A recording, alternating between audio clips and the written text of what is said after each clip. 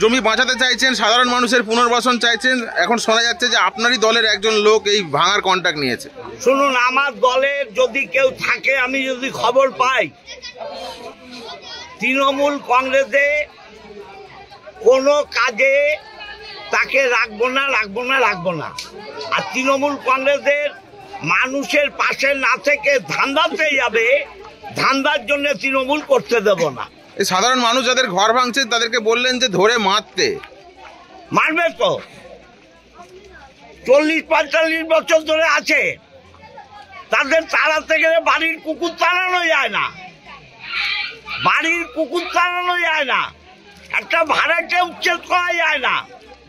আর এইভাবে উচ্ছেদ করে দেবে, মারতে বলেছি, ঠিক করেছি। তো কি চাইছেন এখন, আপনি কি চাইছেন? রেলকে এদের পুনর্বাসন দিতে হবে।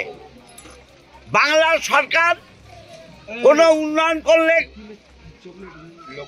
লোকগুলোকে করে পুনর্বাসন দেয়, তাই রেল এত বড় সংস্থা, তারা মানুষকে পুনর্বাসন দেবে না কেন?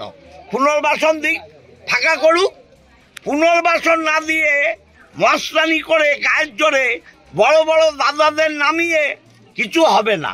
দাদাদের রোকার ক্ষমতা আমার আছে। এর আগে এত আন্দোলন করেছিলেন, কিন্তু তারপরেও ভাঙতে শুরু করেছে, তাহলে কি করে রোকবেন আপনি? দাদা আছে, দাদারা আছে। দাদাগিরি এখানে চলবে না। আমার বিধানসভার বাইরে দাদাগিরি।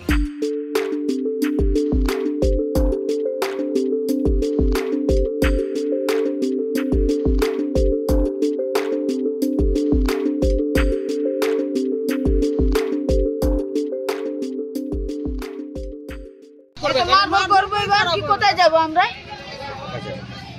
আমরা কোথায় যাবো? এখন জনকে 2000 টাকা ভাড়া, ওখানে 5000 বলছে। টাকা নেই, কিছু নেই, আমাদের কাজ ধন্দা নেই, আমরা কোথায় যাব?